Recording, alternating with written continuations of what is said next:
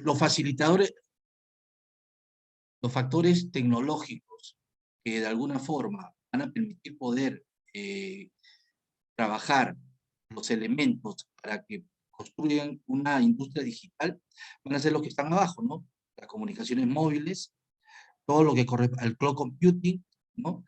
El big data, el machine learning, o el machine, máquina a máquina, las plataformas de redes, todo lo que es la fabricación, la impresión 3D, la robótica, ¿no?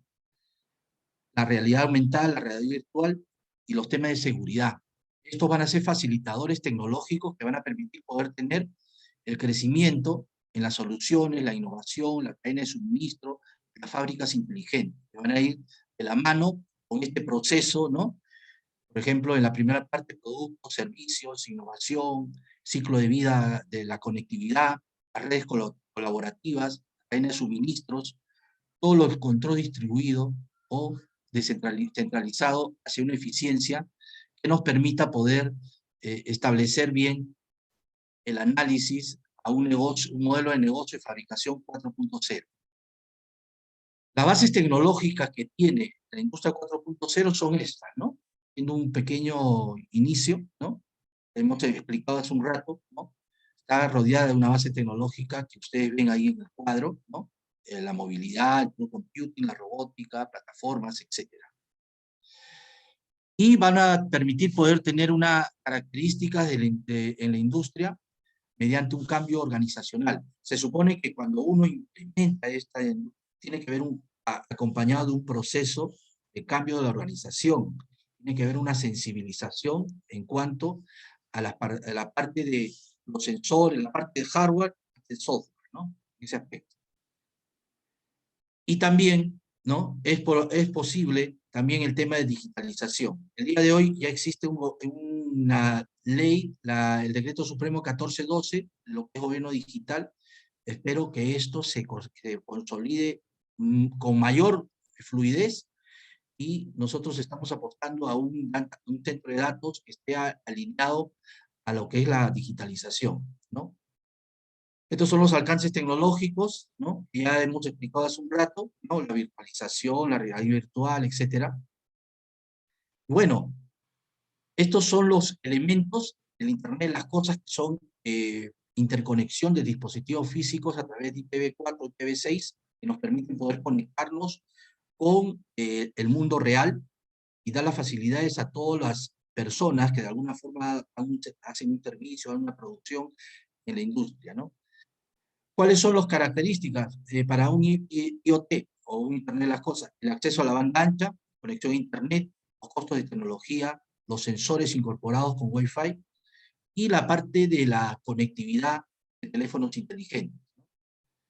El IoT es parte fundamental en la seguridad, la productividad y la rentabilidad en la inversión. El día de hoy se está utilizando IoT, inteligencia artificial, para poder dar mayor rentabilidad a la industria. Y eso es lo que justamente quería mencionar a ustedes dentro de las características específicas en el mercado, ¿no? Lo que se busca es que el centro de datos, que está vinculado al ecosistema digital, soporte un aumento de tráfico, garantice la disponibilidad, que nos permita poder tener un trabajo, optimizar un trabajo digital, que se garantice minimizar las fallas, la continuidad del negocio, el soporte remoto, trabajar estrechamente con los proveedores, contratistas, etcétera, ¿no? Lo importante es alinear el negocio con las estrategias de TI, que es lo importante, necesario para poder desarrollar estas características y mantener una fluidez en la comunicación. El día de hoy se está hablando de lo que corresponde a la experiencia del cliente a través de los edge, los micro data centers. Justamente es el tema de hoy, ¿no? Y vamos a pasar del bloque físico-digital a físico, ¿no? Entonces va a haber una interacción entre todos, se va a desarrollar la logística inteligente, ¿no? A través de un core, a través de un spin, y los edge y los micro data centers van a estar justamente alineados a una infraestructura tecnológica que nos permitirá poder tener una tendencia a través de una central cloud, ¿no?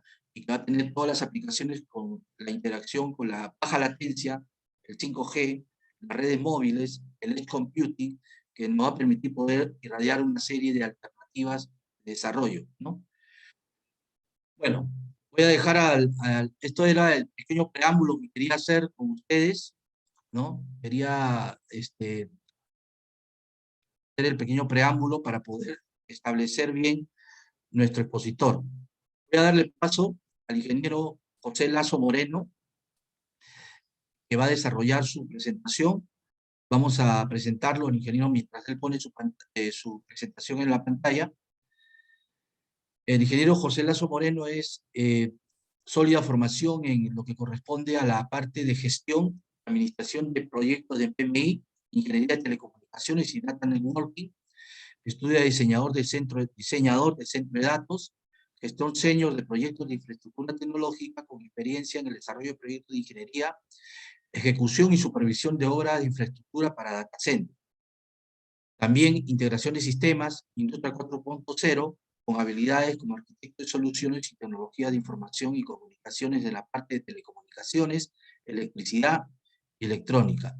Actualmente es gerente general de Microtel.com, empresa que se dedica a todo lo que son proyectos de infraestructura tecnológica, proyectos de ingeniería, cable estructurado, fibra óptica, centro de datos, supervisión de redes empresariales, ejecución de obras eléctricas, soluciones de industria 4.0, sistemas de videovigilancia, ¿no?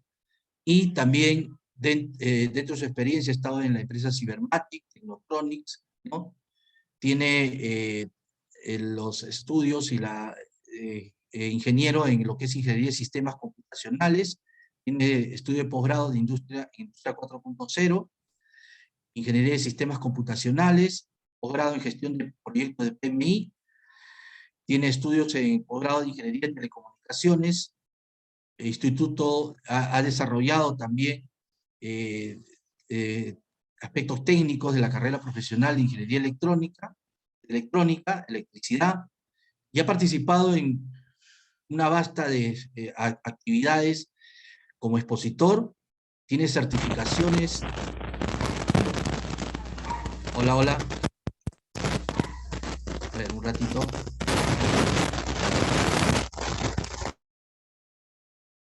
Tiene certificaciones en Schneider, Midex, Panduic, Roto, Panduic, Simon, Relay, Telmar, AMP, Legrand, Furukawa, Colegio de Ingenieros, Cisco.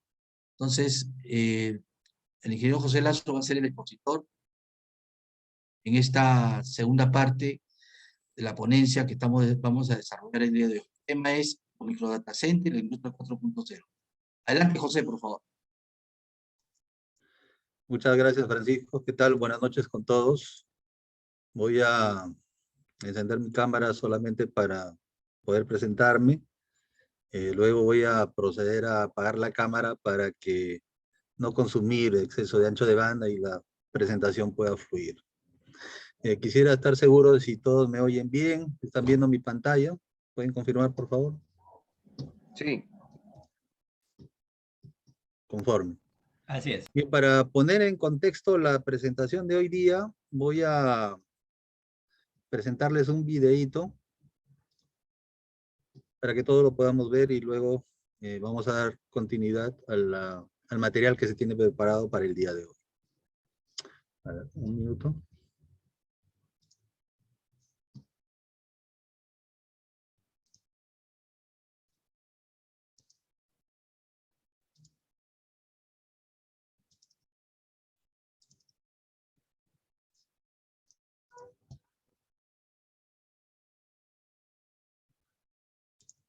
Ya. ¿Me confirman si se ve el video, por favor?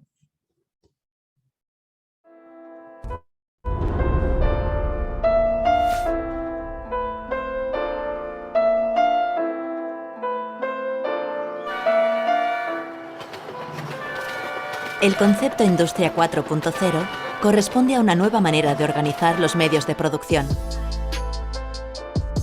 El objetivo que pretende alcanzarse es la puesta en marcha de un gran número de fábricas inteligentes, Smart Factories, capaces de una mayor adaptabilidad a las necesidades y a los procesos de producción.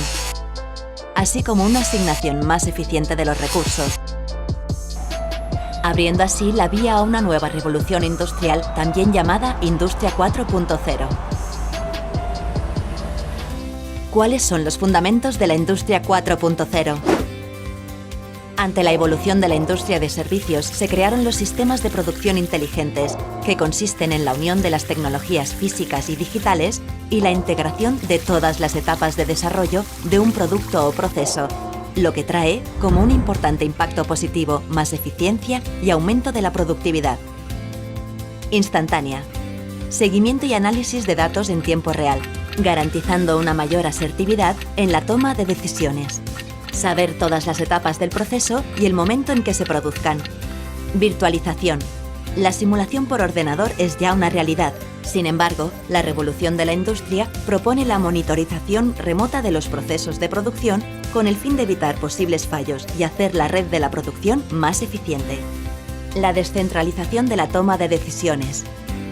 Con el fin de mejorar la producción en la industria, sistemas ciberfísicos toman decisiones basadas en el análisis de datos, sin depender de la acción exterior, tornando la decisión más segura y más precisa. Modularización. En este concepto, el sistema se divide en módulos, o sea, en diferentes partes. Por lo tanto, una máquina producirá de acuerdo con la demanda, ya que solo utilizará los recursos necesarios para realizar cada tarea, lo que garantiza la optimización de la producción y ahorro energético. Y para apoyar esta base, hay algunos pilares esenciales que impulsan la evolución de la Industria 4.0. Esta se articula en 6 puntos clave. Análisis y simulación de datos Big Data. En la Industria 4.0, la simulación desea utilizar más ampliamente las informaciones de la planta, analizando datos en tiempo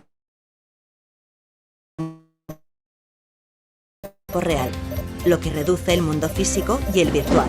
Optimizar la configuración de las máquinas para el siguiente producto en la línea de producción virtual antes de un cambio real. Robótica.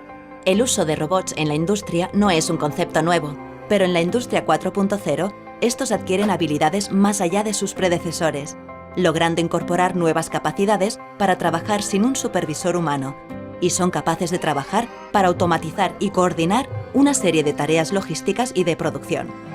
Además de reducir los costos, estos robots representan un aumento de la producción. Internet de las cosas. En la industria de bienes y servicios, el IoT representa diferentes tecnologías que antes estaban desconectadas y ahora están interconectadas a través de una red basada en IP. Esta es una de las bases del crecimiento digital. Cloud Computing. Este modelo tecnológico está permitiendo sostener el desarrollo de la Industria 4.0. Cada vez son más las tareas relacionadas con la producción de bienes y servicios. Requieren el uso de aplicaciones y datos compartidos entre diferentes ubicaciones y sistemas, más allá de los límites de los servidores de la empresa. Fabricación aditiva. También conocido como impresión en 3D, este pilar implica la producción de partes de capas de material superpuestas, típicamente en forma de polvo, para obtener un modelo 3D. Realidad aumentada. A pesar de ser uno de los pilares menos desarrollados de la Industria 4.0, la realidad aumentada es compatible con una gran variedad de aplicaciones y servicios en diferentes campos como la medicina, la construcción, arquitectura y la educación.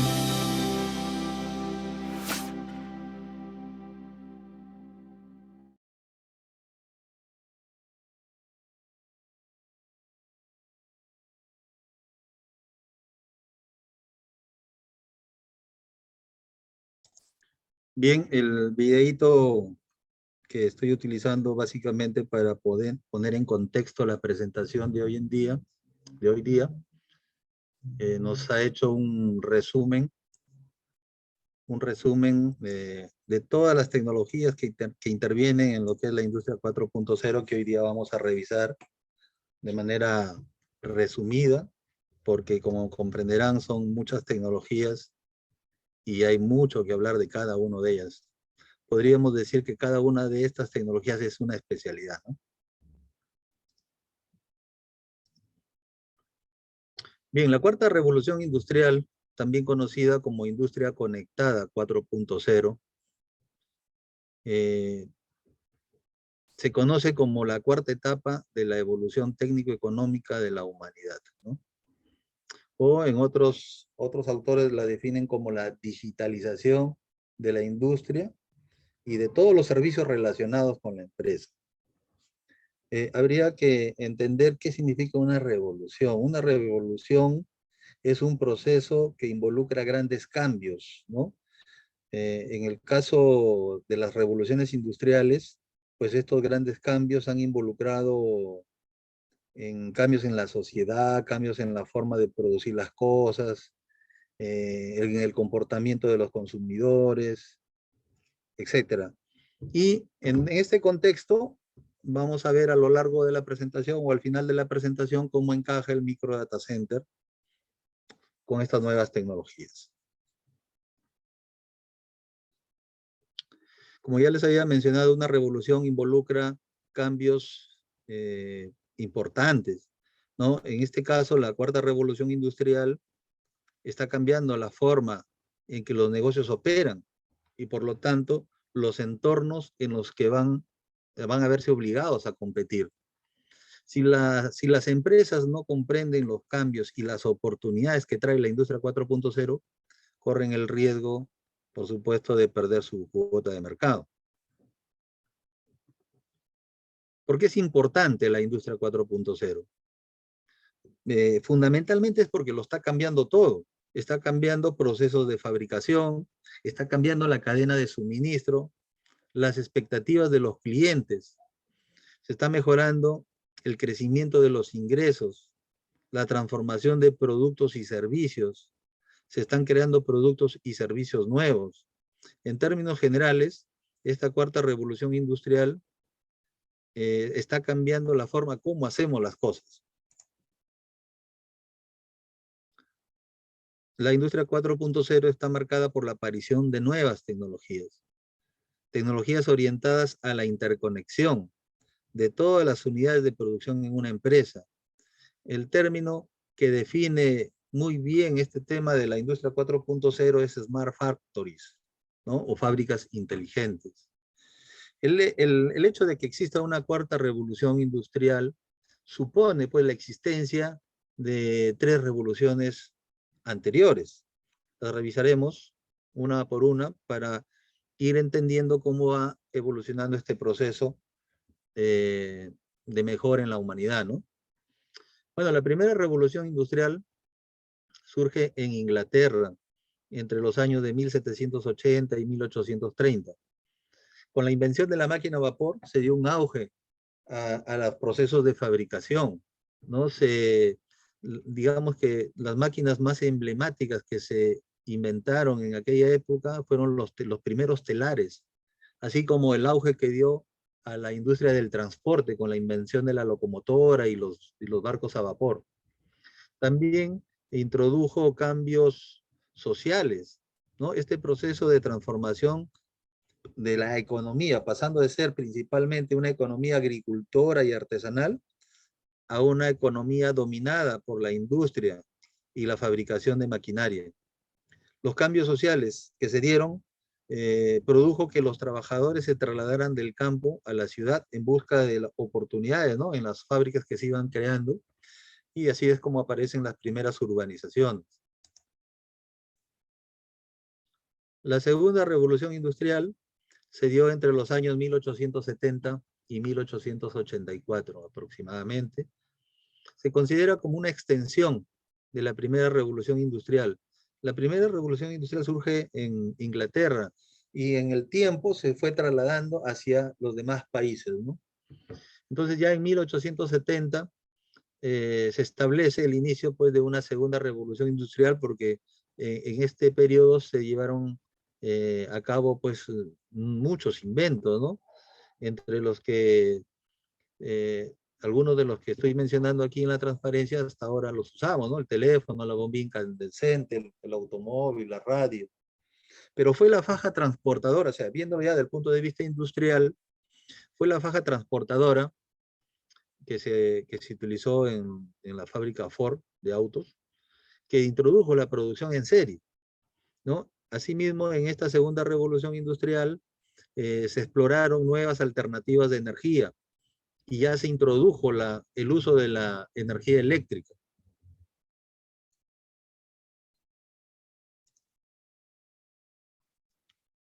La tercera revolución industrial, que se inicia aproximadamente en el año 1969, también es conocida como la revolución de la inteligencia.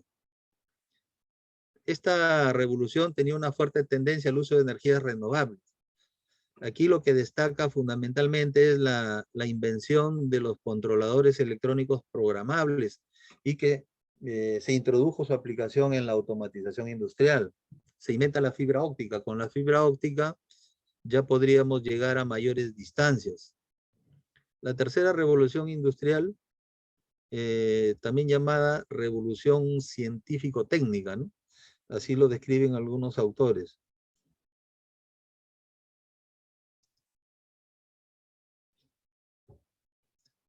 La cuarta revolución industrial, de acuerdo a las revisiones que he estado haciendo, más o menos se centra entre el año 2011 y 2013 en una feria en Hannover, en Alemania. Se caracteriza por una gama de nuevas tecnologías que fusionan el mundo físico, digital y biológico, donde predominan los sistemas ciberfísicos. Los sistemas ciberfísicos son, digamos, los sistemas que identifican de alguna forma lo que se conoce como la cuarta revolución industrial o industria 4.0. Un sistema ciberfísico es un sistema de los utilizados en la industria, pero que son controlados hoy en día o monitoreados por computadoras interconectadas entre sí y con el exterior, y que tienen la capacidad de tomar decisiones respecto de determinados procesos, ¿no? Lo que se conoce como fábricas inteligentes. Algunos ejemplos de sistemas ciberfísicos, por ejemplo, tenemos los autos autónomos, ¿no? Los robots, de industria 4.0, ¿no? Que son los cobots, que son robots que tienen la capacidad de trabajar en entornos colaborativos al lado de un ser humano. Recuerden que los robots industriales tradicionales trabajaban en cabinas aisladas para evitar que pudieran originar un accidente, ¿no? A alguna persona. Hoy en día, con el avance de la tecnología y dentro de esta revolución de industria 4.0, estos robots manejan tal cantidad de sensores y pueden procesar tal cantidad de información que pueden trabajar en entornos colaborativos. También tenemos los pilotos automáticos en drones no tripulados. Son ejemplos de sistemas ciberfísicos. Investigando un poco para poder armar esta presentación, encontré este trabajo, ¿no? Un sistema ciberfísico inteligente para soporte de agricultura ecológica.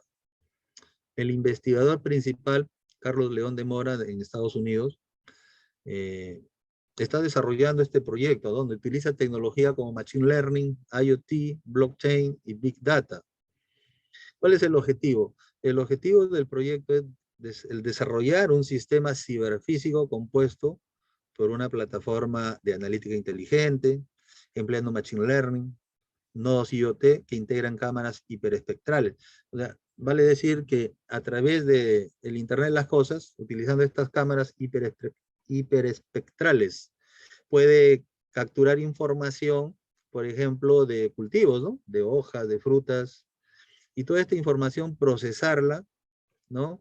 Y disponer de información de forma más rápida, o sea, disponer de una información más rápida da una ventaja competitiva a los agricultores, que pueden estimar y planificar el momento óptimo de la recolección de sus cultivos, ¿no?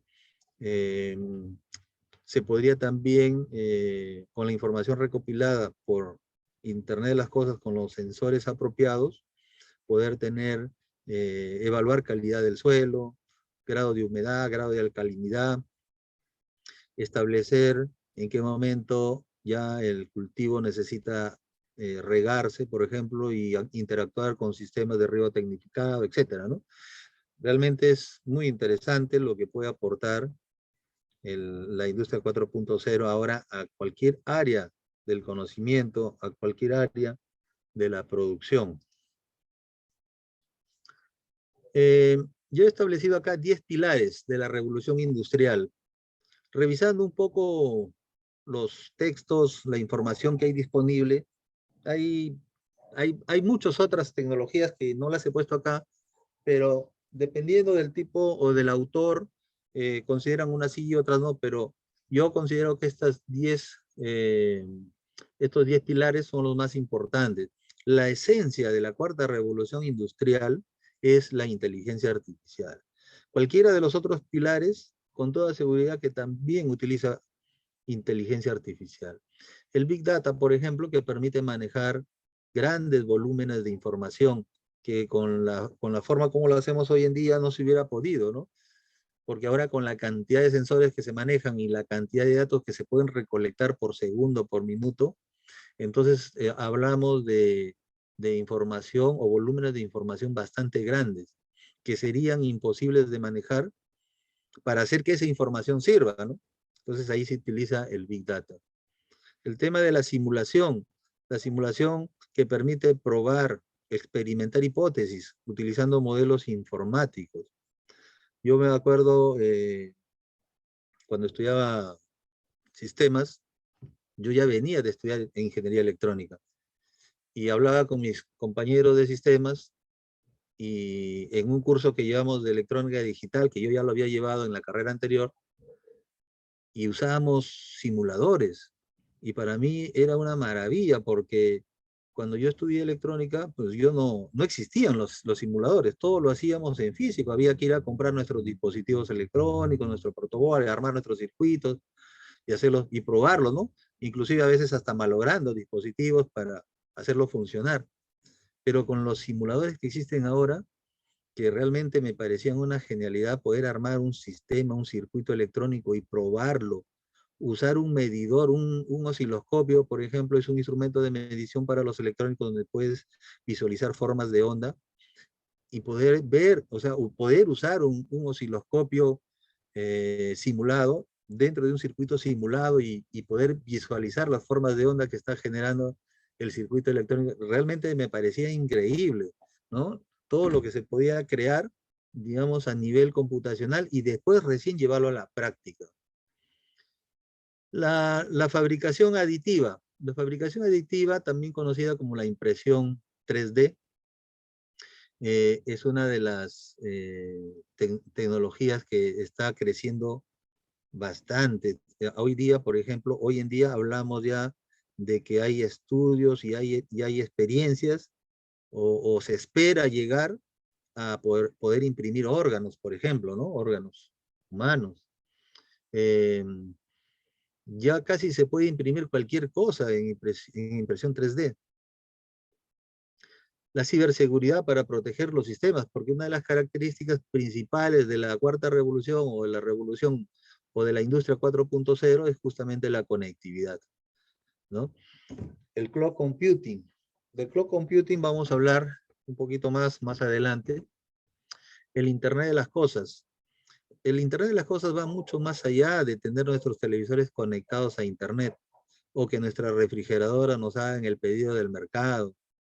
El Internet de las cosas es una tecnología poderosa para recolectar datos de forma masiva y casi en tiempo real y generar con esa información procesos automáticos de control o respuesta de determinados valores medidos. El aporte que está teniendo a la telemedicina está en ascenso. Hoy en día podemos tener termómetros IoT que están conectados a la red, podrían medir la temperatura de una persona y reportarle en tiempo real al médico que está haciéndole una teleconsulta, por ejemplo, ¿no? Y así como los termómetros, hay glucómetros, ¿no? Y así habrán otros equipos médicos que van a permitir tomar valores o mediciones físicas de la persona y en tiempo real el médico podría tener acceso a esa información y poder dar un diagnóstico más acertado.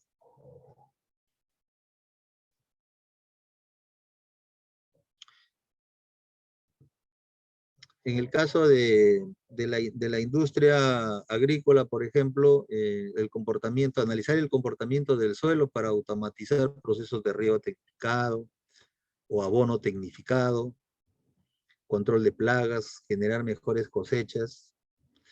Mira, y con toda esa data que se recolecta, nosotros podríamos, por ejemplo, optimizar el uso del agua, ¿no?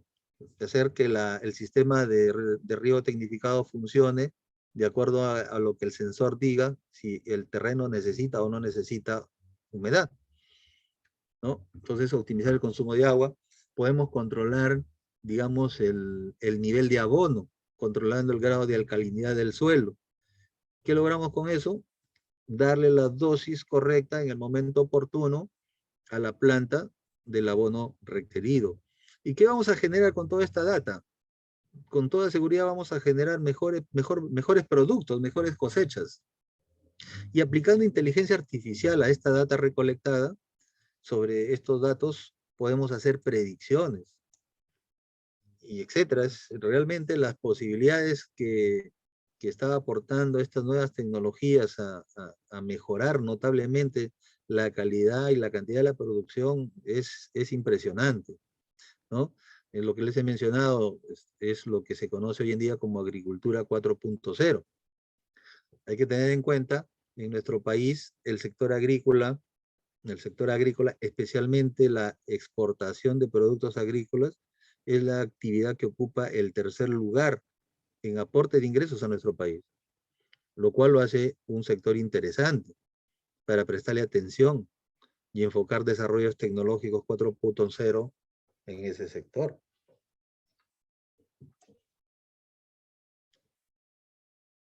Después tenemos los sistemas ciberfísicos y la robótica. Acá hablamos de la robótica 4.0, que ya les había mencionado. Son los cobots o robots que pueden trabajar en entornos colaborativos. Y el tema de la realidad aumentada, ¿no? Es que en realidad es la realidad sobre la que se sobreponen elementos virtuales, ¿no? Y permite tener una visión de algo y anticipar, digamos, actividades o acciones respecto a un proceso, ¿no? Aquí hay algunos ejemplos de impresión 3D, ¿no? Es lo que les mencionaba, ¿no? La impresión de órganos. Miren, esta impresora está imprimiendo una casa, ¿no? Esto ya se está haciendo. Acá a la derecha tenemos un termómetro IoT que permite hacer mediciones de temperatura corporal y conectar en tiempo real con el sistema que el médico puede acceder y tener los datos en tiempo real de la persona. Y en la foto de abajo tenemos una imagen que representa lo que se conoce como realidad virtual aumentada.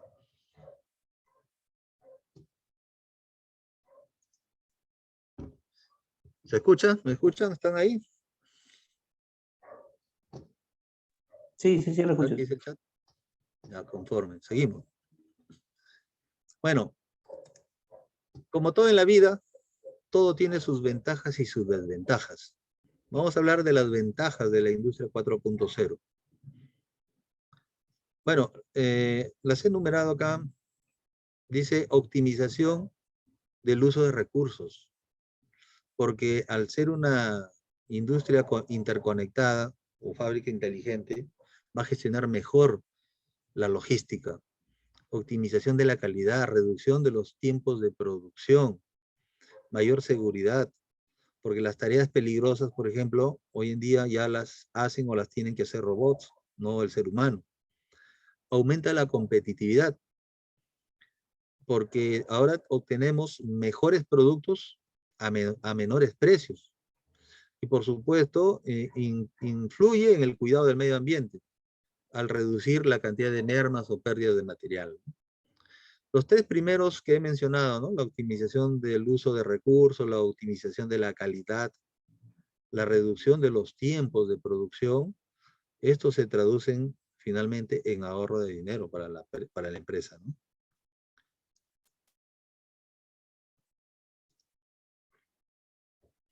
En resumen, podemos decir que la industria 4.0 está fuertemente ligada a la computación, a los sistemas informáticos y a la conectividad.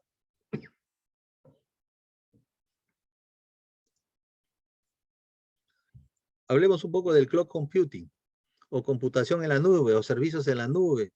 Es una tecnología que permite acceso remoto a software, almacenamiento y procesamiento de datos. Es una alternativa a la infraestructura de cómputo local. En realidad, el cloud computing ha roto el paradigma que teníamos de la implementación de la infraestructura local dentro de la empresa, ¿no? Según Dominion Consultores, es una consultora peruana, hay un documento que sacaron cifras y tendencias del año 2000-2021. Se espera que el cloud computing continúe su ritmo creciente. Habrá que ver las estadísticas a final de año, a ver cómo ha ido, ¿no? Y creo que es evidente esto. Cada vez las empresas están sacando su infraestructura a la nube, su información a la nube. Uno de los problemas que afrontábamos aquí en nuestro país era el temor de los empresarios por su información, ¿no? Entonces había cierta acción en contra de llevar esa información a la nube, pero hoy en día eso ha cedido y cada vez más las empresas están migrando a los servicios en la nube. Según IBM, el cloud computing ofrece 3 ventajas fundamentales. Flexibilidad. Dentro de flexibilidad hablamos de la escalabilidad, porque uno puede crecer en los servicios según demanda. El acceso se facilita porque con el internet se puede conectar desde cualquier lugar. Uno puede adaptar la infraestructura que necesita a servicios de almacenamiento, por ejemplo, público, privado o híbrido. La personalización por selección de herramientas, o sea, yo puedo seleccionar lo que a mí me es útil y pagar por eso. En eficiencia, no costos de mantenimiento, comercio rápido de aplicaciones. Yo agregaría reducción de costos de infraestructuras de alto valor por metro cuadrado como el data center.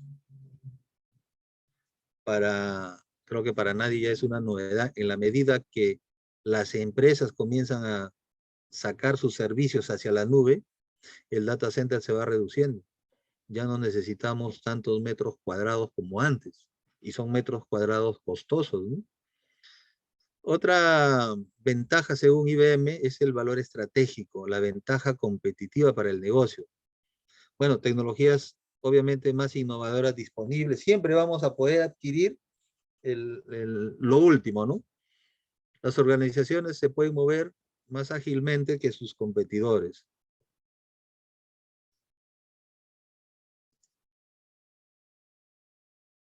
El Edge Computing. El Edge Computing, o también conocida como computación de borde, es paradigma de la computación distribuida.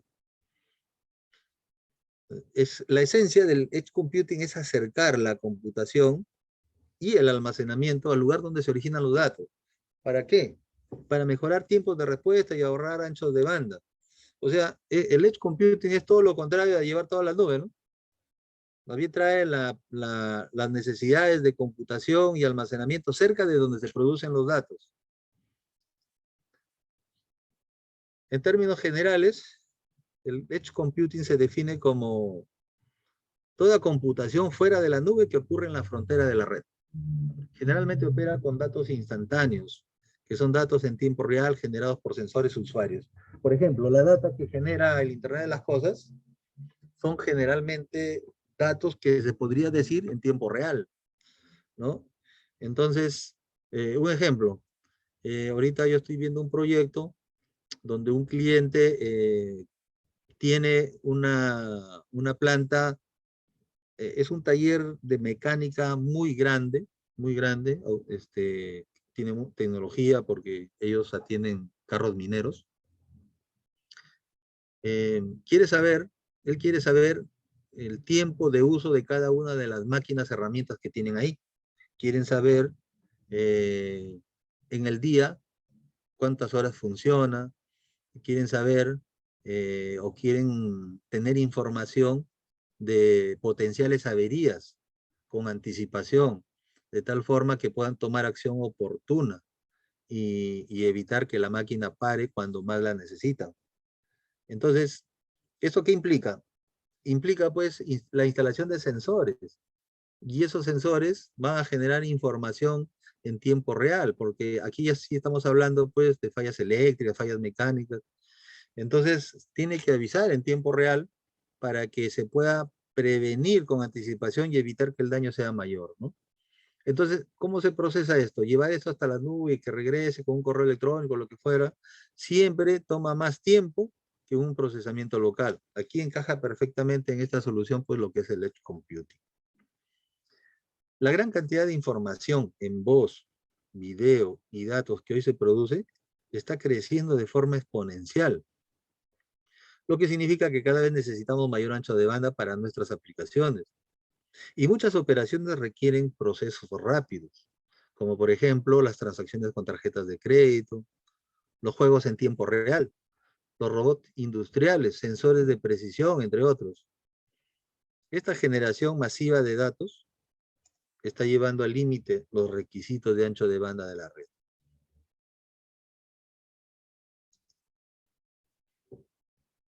Algunas proyecciones.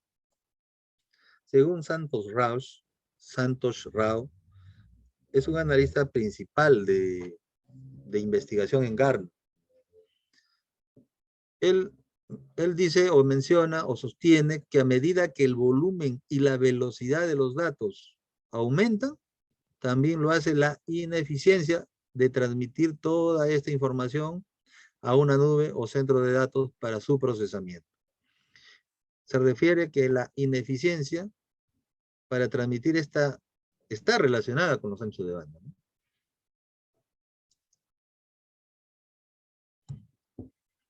Y también sostiene que actualmente alrededor del 10% de los datos generados por las empresas se crean y procesan fuera del centro de datos o fuera de una nube tradicional. Dice Rao que para el 2022 está prediciendo que esta cifra va a alcanzar el 50%. ¿Qué significa? Que para el 2022 el 50% de los datos que se generen y se generan y se crean fuera de la nube o fuera de los data centers. ¿Dónde? Naturalmente, pues en el Edge Computing, ¿no? Tendencias actuales. Según las tendencias actuales, gracias al Cloud Computing, la virtualización, al Edge Computing, están llevando a que los data centers de las empresas que ocupan espacios importantes de alto valor por metro cuadrado, comiencen a reducirse. Es decir, que se está reduciendo drásticamente la presencia de equipos físicos y con esto se reduce el consumo de energía, se reduce los gastos por mantenimiento, se reducen las necesidades de actualización de software, se produce un ahorro de espacio. En todo esto, al final, es ahorro para la empresa. Hay un artículo que publicó la empresa Texar de México, los microdata center, el futuro es hoy. Este artículo sostiene que el mercado de los microdata center aún es pequeño, pero está creciendo rápidamente. Y manifiesta que Gartner ha publicado que el año 2021, o sea, este año, el 25% de las organizaciones empresariales habrá implementado un microdata center.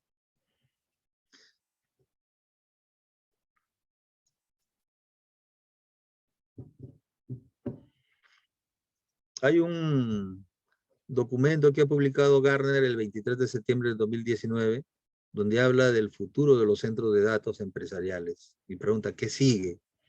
Es un artículo publicado por Enrique Ceci, que es un analista senior de Gartner. Y sostiene que con el auge de la computación en la nube, los centros de datos empresariales tradicionales se están adaptando y evolucionando. Y predice que para el 2025 la cantidad de microcentros de datos se cuadruplicará debido a los avances tecnológicos como el 5G, nuevas baterías, infraestructura hiperconvergente y varios sistemas definidos por software. Entonces estamos ante la era del microdata center.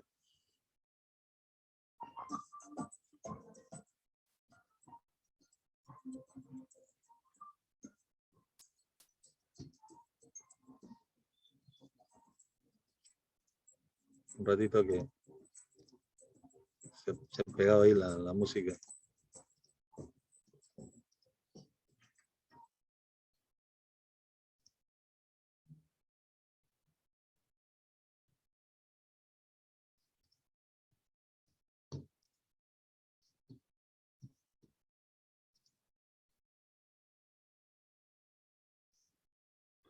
Un minuto. Me salí del...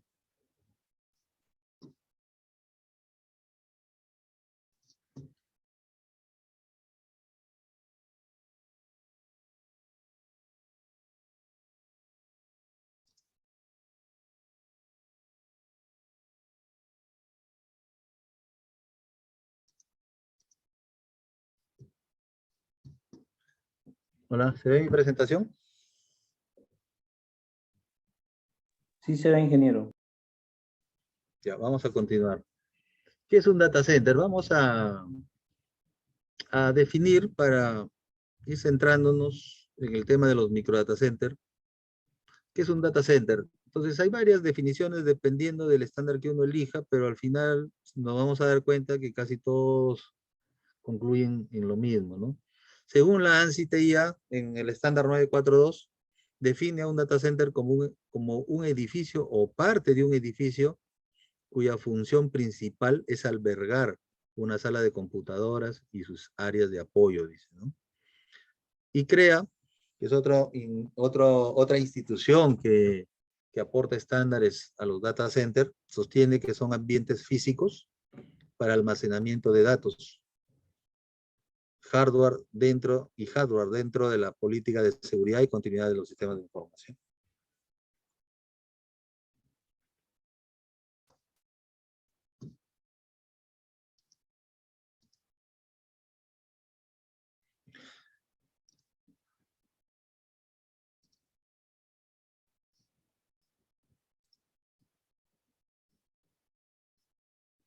Un minuto.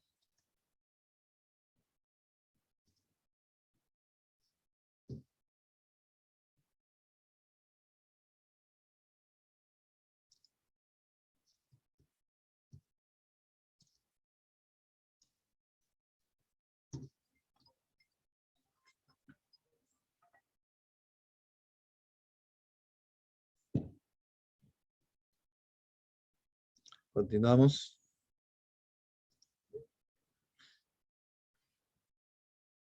Bien, dentro de los principales estándares, el más conocido que impera en nuestro medio es el ANSI TIA 942. Yo siempre pregunté, ¿por qué siempre nos basamos en este estándar, ¿no? Ellos dijeron, bueno, la mejor respuesta que he obtenido al respecto es por su prestigio, ¿no? Bueno, este estándar, la 942, utilizó inicialmente desde el año 2005, cuando se publicó la primera versión, la denominación tier. El término tier correspondía al Instituto Uptime, para establecer niveles de confiabilidad, ¿no? Estableció 4 niveles de confiabilidad.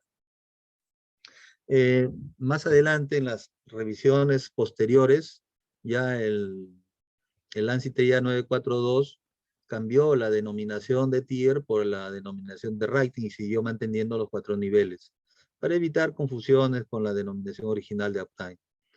Esta norma tiene un costo y también están ofreciendo servicios de certificación a centros de datos.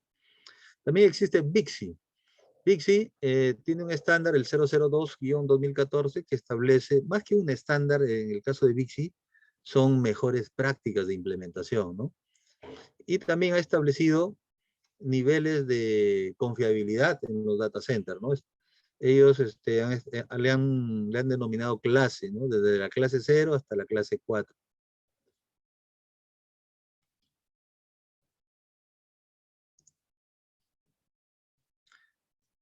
¿Cuáles son los aspectos más importantes? ¿Cuáles son los aspectos más importantes en los que se desarrollan los estándares? Por ejemplo, en el caso de la TIA 942-B, si nosotros revisamos el estándar, estas son las áreas que desarrollan en el estándar. Son normas que están desarrolladas para hacer grandes data centers, más sin embargo puede ser aplicada a pequeños data centers acogiendo lo que realmente nos sirve para una aplicación determinada, ¿no? En este caso vemos que la 942, por ejemplo, tiene aspectos de arquitectura, telecomunicaciones, mecánica. En la parte mecánica, pues el tema de enfriamiento, ¿no? Electricidad, la ubicación del site, seguridad física y el sistema contra incendio. Los aspectos mostrados, o sea, todos son importantes, pero cuando convertimos una oficina existente en un data center, solo cogemos los aspectos más relevantes para este caso particular, ¿no? Una vez un cliente me decía, ha venido alguien y me ha dicho que a mi data center le falta mucho para hacer un data center. Yo le digo, pero el hecho de que un data center cumpla o no cumpla un determinado nivel del estándar, no deja de ser un data center, porque finalmente cuando hemos visto las definiciones, todas las definiciones concluyen que es un área destinada a albergar equipos de cómputo y telecomunicaciones. Si en tu oficina tienes una habitación donde están tus equipos de cómputo y comunicaciones, tu enlace principal a internet, y para ti ese es tu data center, entonces es tu data center. Si cumple o no cumple un determinado estándar, ese es otro tema, ¿no? Entonces, continuamos. También existe el estándar, como les había mencionado, de ICREA, el STD 131, su última publicación del 2017. Este estándar, por ejemplo, toma áreas como el ámbito, las telecomunicaciones, el aire acondicionado, la electricidad, seguridad, la sustentabilidad y la gobernabilidad. También tenemos el uptime. Si bien es cierto, este no es un estándar, esto es básicamente una publicación técnica, pero el uptime básicamente se centra en áreas como la mecánica, que tiene que ver con el aire acondicionado, y la electricidad, no toca otros aspectos, ¿no? Bien, vamos a ver ahora lo que es el microdata center. Digamos que para el microdata center no existe un estándar.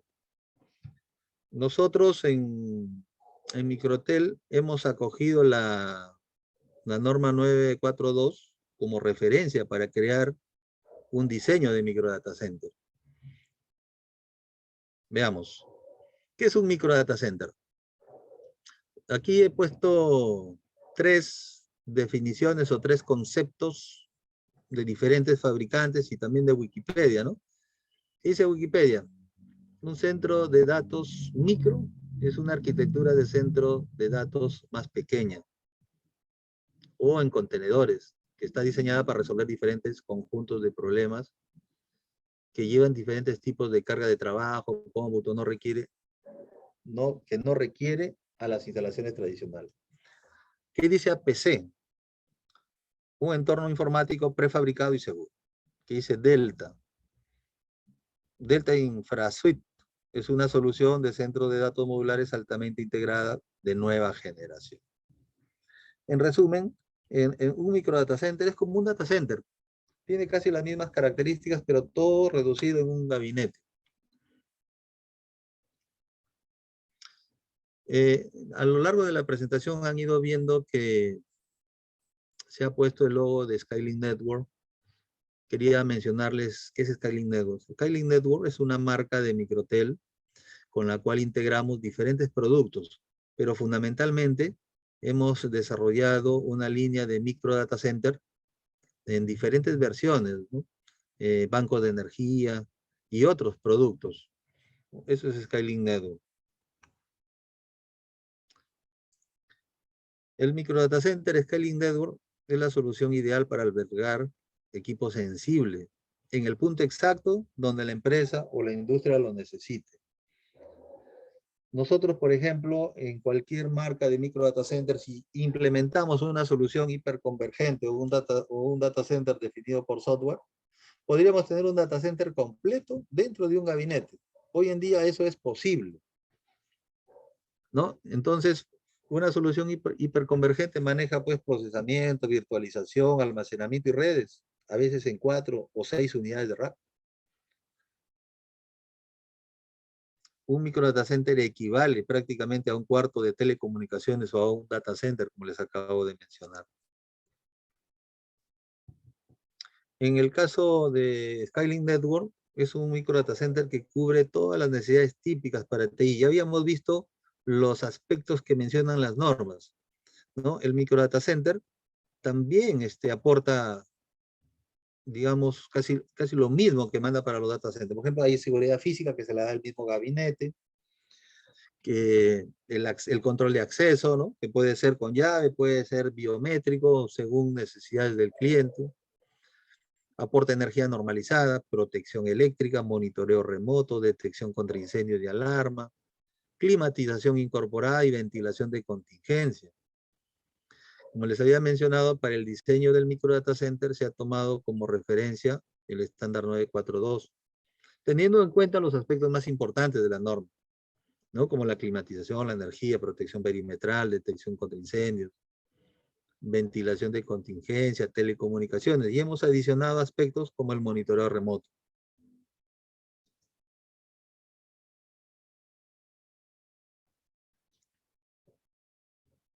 El microdata-center Skylink Network cuenta con protección perimetral, el aire acondicionado viene incorporado, sistema eléctrico normalizado, el UPS, supresor de transitorios, tablero eléctrico bypass incorporado, ventilación de contingencia.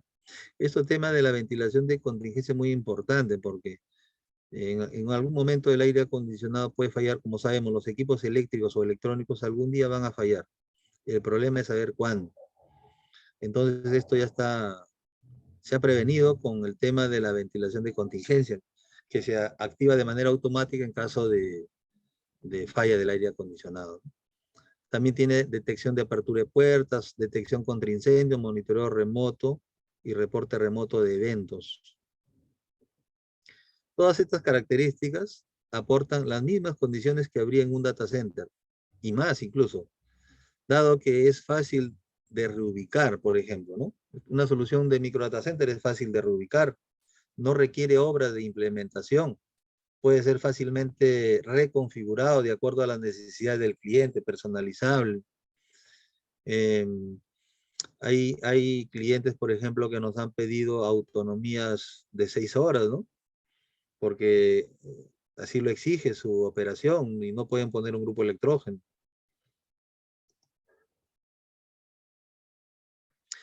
Dentro de las características más importantes está, pues, como ya les había mencionado, el ahorro de energía, el ahorro de espacio, son plug and play, ¿no? Es conectar y funciona, protege la inversión. Este tema de protección de la inversión es muy importante tenerlo en cuenta. Nosotros hemos visto que la mayoría de empresas opera en locales alquilados. Entonces, ¿qué hacen? Implementan sus centros, su cuarto de comunicaciones, sus data center, ¿no? Ponen su aire acondicionado, su tablero eléctrico, su detección contra incendios. Entonces, finalmente, tienen que gestionar multiproveedor. Y cuando se mudan, casi nada de eso sirve. Y tienen que volver a hacer la inversión. Eso no sucede con los micro data centers. El día que el usuario o el cliente se muda, se puede llevar el equipo y lo vuelve a instalar en su nueva ubicación. Entonces aporta ahorro y protege la inversión, ¿no? Otras características es que es modular, adaptable, ahorra energía, porque no necesita enfriar todo un cuarto para llegar a enfriar los equipos, aporta seguridad, es monitoreable y lo más importante es que tiene soporte local. Al ser nosotros los integradores de este producto, podemos resolver prácticamente cualquier cosa que se presente durante la vida útil del equipo, ¿no? ¿Cuál es la importancia? Bueno, básicamente la importancia de los microdata centers es porque te aportan, digamos, ahorro. ¿Ahorro en qué? En el proceso de implementación. Por ejemplo, hacer un cuarto de comunicación requiere ingeniería, planificación, ¿no? Toma tiempo, se requiere un presupuesto importante de inversión. Un microdata center ya tiene la ingeniería hecha y probada, ¿no? Sale el equipo probado de fábrica, ¿no? Ya sabemos que aporta ahorro de energía, se despliega muy rápido, y todo esto se traduce pues en ahorro de dinero, ¿no?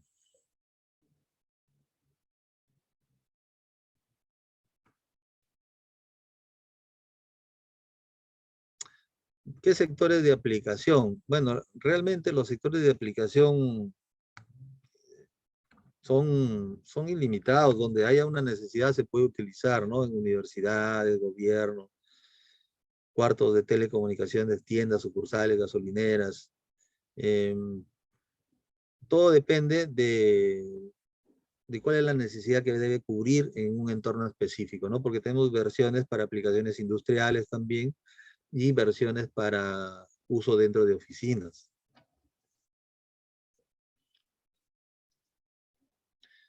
La configuración de un microdata center básica o estándar está conformado pues por su sistema de aire acondicionado raqueable, trae su transformador de aislamiento con factor K13, que es muy importante que sea factor K13 o también podría ser factor K20. Estos transformadores con factor K13 o K20 están diseñados para soportar cargas electrónicas. Tienen una capacidad de manejar mejor el calor producido por las fuentes, por ejemplo, switching, ¿no? Que generan armónicos, que hacen, digamos, generan un mayor nivel de exigencia y hace que se produzca un mayor nivel de calor. Trae el tablero bypass incorporado, que permite hacer mantenimiento del UPS sin desconectar la carga. Supresor de transitorios, trae los extractores de activación automática, sensor de humo, control de apertura de puertas y todo esto monitoreado remotamente, ¿no? Con envío de alertas. Hemos tenido experiencias importantes de utilidad del sistema de monitoreo, ¿no? Tenemos un cliente importante que nos compró, les voy a contar esa anécdota que es importante conocer. Más que anécdota, es una experiencia de trabajo. Tenemos un cliente importante aquí que nos compró dos micro data centers que hasta ahora están funcionando, ¿no? Hace un par de años. Y un cierto día comenzamos a recibir alertas de falla de energía. Ya, falla de energía, llegaba la alerta, falla de energía. Y nosotros llamábamos por teléfono y decían, no, todo está bien, pero nos llega la alerta de falla de energía. Así que decidimos ir a ver qué estaba pasando. Entonces, de primera intención, todo se veía bien, ¿no? Pero cuando cogimos el microdata center pasaba corriente. Y nos dimos cuenta que había algo que estaba a tierra. Y cuando desenchufábamos el microdata center, el problema se resolvía. Entonces comenzábamos a sospechar que algo estaba mal dentro del microdata center, pero lo cual era poco probable porque no hacía mucho que lo habíamos instalado. Entonces comenzamos a revisar el tablero de energía desde donde se alimentaba el microdata center, y solo al abrir el tablero encontramos que el cable de tierra estaba al borde de ponerse al rojo vivo. Entonces, cosa que nadie hubiera descubierto si no se abría el tablero y si no hubiera llegado el mensaje, ¿no? El mensaje del software que monitorea el sistema eléctrico. ¿Y qué resultó? Que investigando el tema en el microdata center, el cliente había hecho una conexión media clandestina desde el PDU que viene con el microdata center, había sacado unos cables por una ventana y los había tirado desde un tercer piso hasta un primer piso para alimentar 3 computadoras. Había creado un circuito y buscó alimentar ese circuito de 3 computadoras desde el microdata center. Pero ¿qué había pasado? Que en su instalación no estuvo adecuadamente protegida y los cables, uno de los cables estaba a tierra.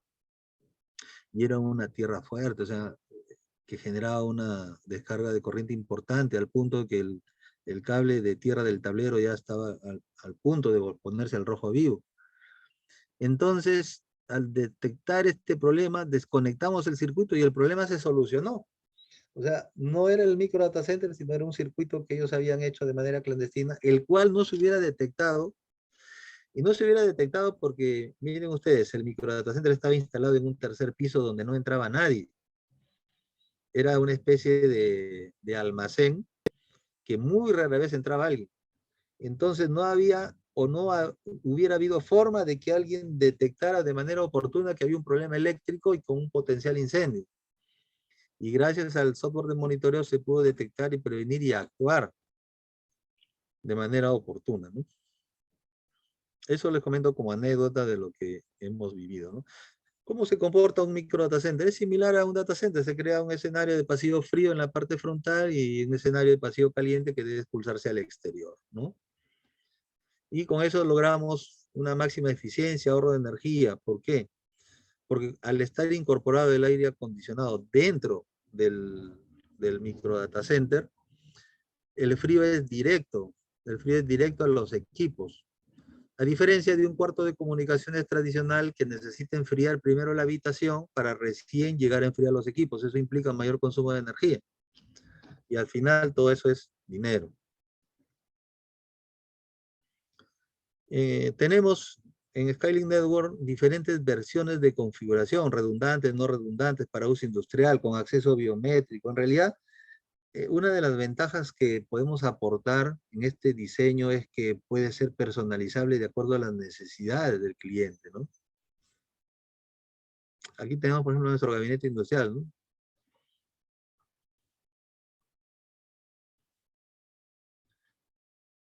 Tradicionalmente manejamos tres modelos, el modelo Silver, el modelo Platinum y el modelo industrial. Se diferencian en capacidad, se diferencian en equipamiento y en el uso que se le va a dar.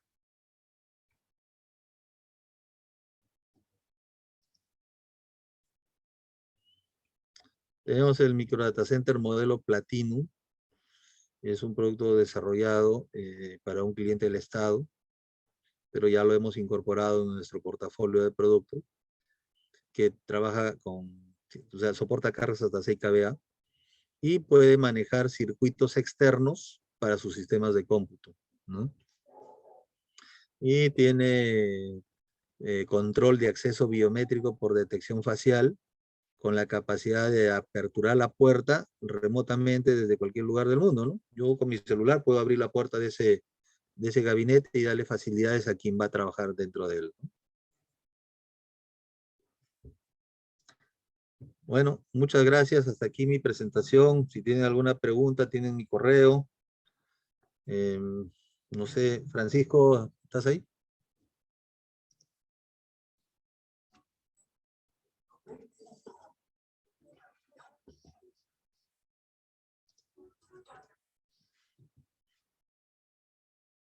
Hola, Francisco.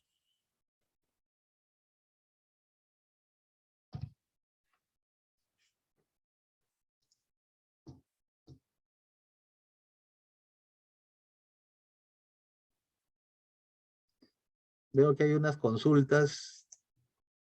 A ver, dice, buenas noches con todos. En los microdata centers, la solución HotSwap de los UPS, ¿cómo funciona? Depende, si son de 3 kVA, la solución de bypass está en el tablero, ¿no? Y es una solución de bypass sin cruce por cero. Significa que yo puedo retirar el UPS sin afectar la carga. Y como ya había mencionado, tienen un sistema de frío incorporado dentro del gabinete que tiene la capacidad de enfriar directamente a los equipos. El peso oscila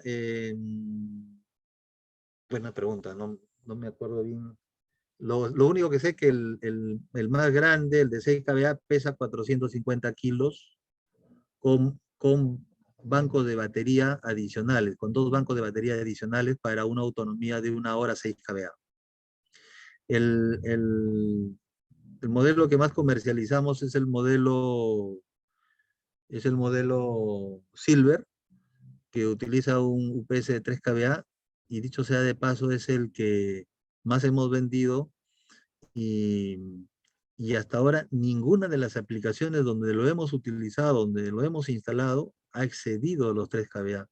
Ni siquiera llegan a la mitad, ¿no? Entonces ahí hay una sobreestimación a veces de la carga eléctrica basado en el valor de la fuente de un equipo, ¿no? Por ejemplo, la mayoría de personal de sistemas piensa que si mi servidor tiene una fuente de 700 vatios, ese es el consumo de mi servidor. Y no es así, porque terminan finalmente los sistemas consumiendo mucho menos que eso.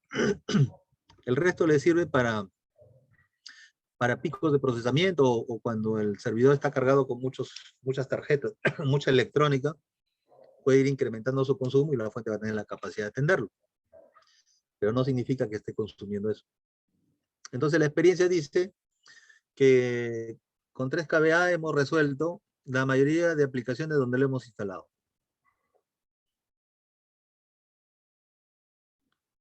¿Cómo se gestiona en un micro data center la expansión de almacenamiento?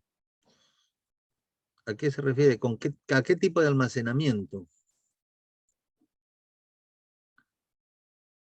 Si es almacenamiento de datos, pues eso está supeditado por el equipo, ¿no? El equipo que almacena los datos, el servidor.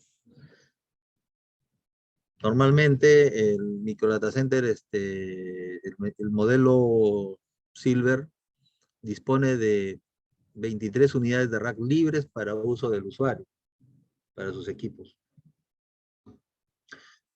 No lo entregamos con switches ni router o servidores, pero se puede integrar de acuerdo a las necesidades que tenga el cliente, ¿no? Porque justamente están diseñados para soportar este tipo de equipamiento.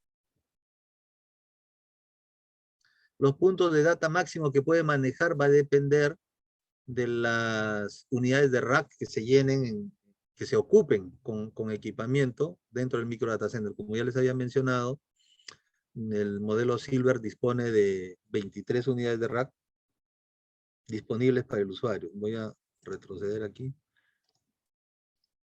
para mostrar.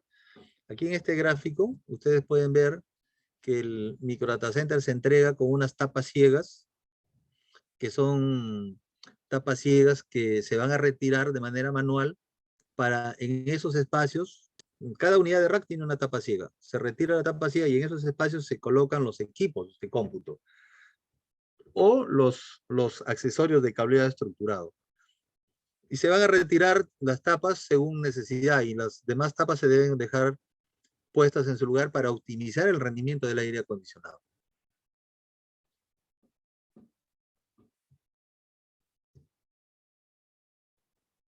El sistema de micro data center no tiene, el modelo tradicional que vendemos no tiene un aire acondicionado de contingencia, tiene ventilación de contingencia con 6 poderosos extractores que tienen la capacidad de mover hasta 420 CFM de aire, ¿no?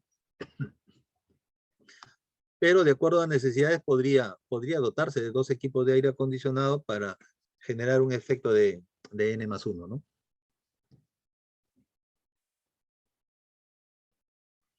Los sistemas hiperconvergentes se puede decir que son micro data center. No, el micro data center en realidad es la infraestructura donde se va a montar una determinada solución, que puede ser hiperconvergente o puede ser una solución tradicional, ¿no? Los arreglos de fibra óptica o par trenzado tienen que ver más con el cableado estructurado, y el cableado estructurado puede ir dentro del micro data center sin ningún problema.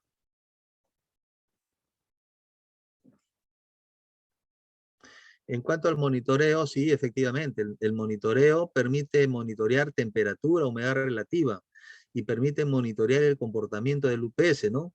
Por ejemplo, generar alertas cuando se va la luz, cuando vuelve la luz, el estado de las baterías, en caso de fallas, etcétera, ¿no?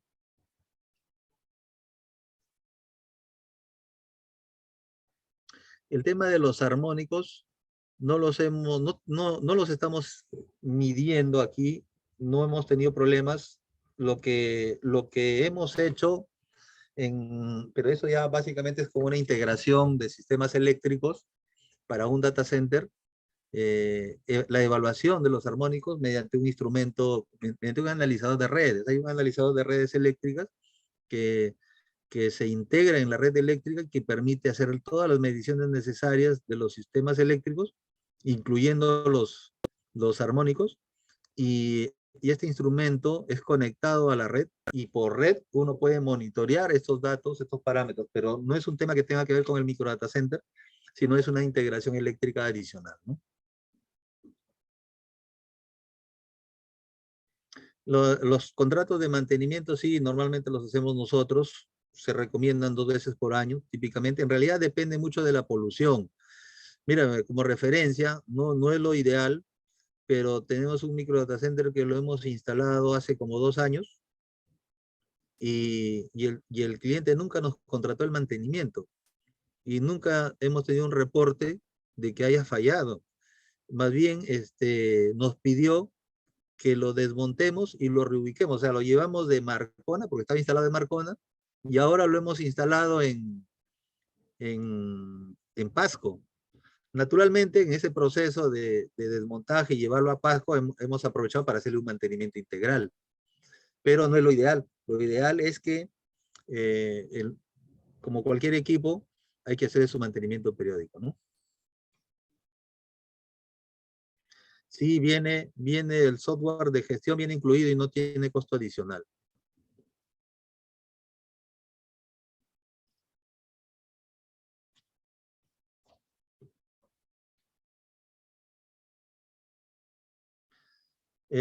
Una de las características importantes del sistema de refrigeración es que no necesita tubería de drenaje. De todos los que hemos vendido hasta hoy, miren, tenemos equipos instalados en Arequipa, varios, tenemos equipos instalados en Pucallpa, varios, tenemos equipos instalados en Lima, en Piura, ahora mismo estamos yendo a instalar a Juliaca. Ninguno de ellos ha necesitado drenaje. Tiene una característica especial, el sistema de aire acondicionado, al detectar la presencia de agua en su bandeja, la micropulveriza esa agua y la expulsa por la salida del ducto de aire caliente hacia el espacio, ¿no? Es algo imperceptible en realidad, pero se desarrolla de manera automática ese proceso. Ese tema del drenaje es una gran ventaja que había olvidado mencionar, porque esto elimina las obras de gasfitería, ¿no? De estar buscando a dónde evacuar el agua que se va a generar por el aire acondicionado.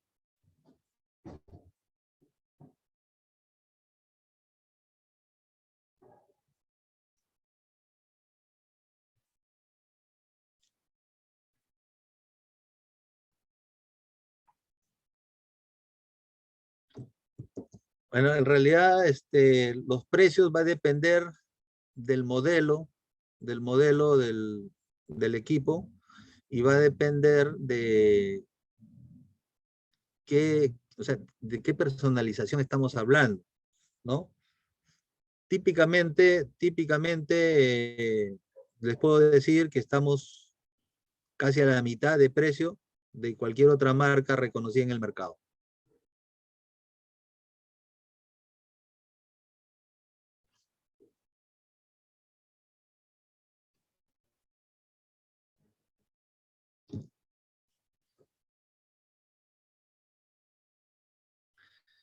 El trafo de aislamiento está raqueado. Todo viene raqueado en el gabinete. La contingencia es un aire acondicionado, perdón, la contingencia es extracción de aire por extractores de aire. Trae 6 extractores de aire potentes que van a evacuar el aire caliente dentro del gabinete, mientras se resuelve el problema del aire acondicionado, de ser el caso.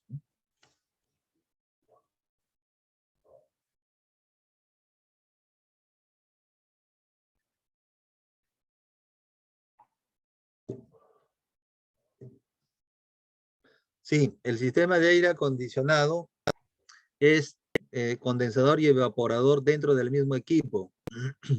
Por eso que nosotros, como yo les mencionaba, que esta solución permite ahorrar espacio y ahorra energía.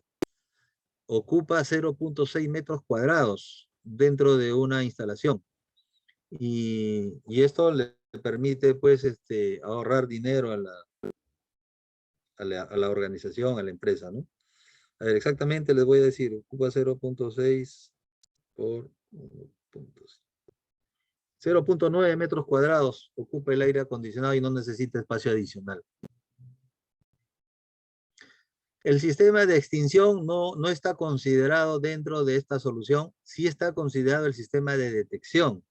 Es un sistema de detección de humos que tiene la capacidad de reportar de manera local y de manera remota vía correo electrónico. Obviamente los extractores están dentro del gabinete para casos de contingencia y son de activación automática.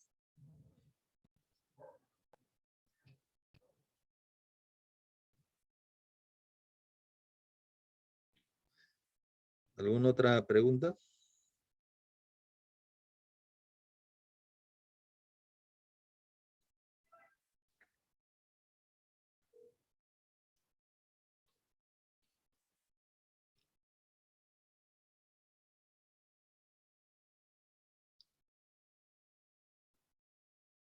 Ah, los extractores no se observan porque están en el techo.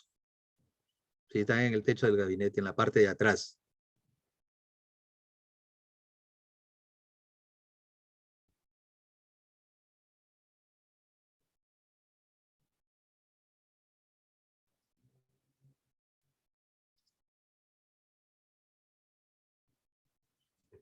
En este caso particular que les estoy mostrando, el modelo platino, por ejemplo, tiene control de apertura de puerta por cierre magnético, ¿no? Y la apertura es por control facial. Y además se puede aperturar de manera remota con el celular.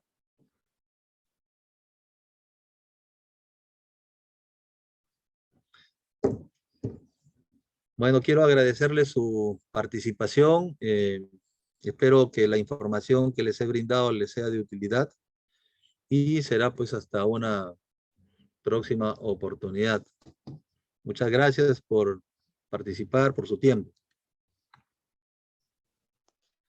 Buenas noches, ingeniero. Muchas gracias por su exposición. A todos los participantes, bueno, se despide también el ingeniero Francisco Madrid, que no puede estar en la sala despidiéndolo, pero igualmente agradeciéndole al expositor y a los participantes. A las personas que deseen solicitar el material, la certificación y la grabación por el WhatsApp, donde les he enviado la información, puede confirmarme hasta el día de mañana a las 10 de la mañana. Estaré esperando dichas confirmaciones. De resto, bueno, sería invitarlos para nuestro próximo evento, que es el 19 de noviembre, y les estaré pasando la información y la publicación por el WhatsApp y por los correos. Muchas gracias a todos. Buenas noches. Muchas gracias a usted.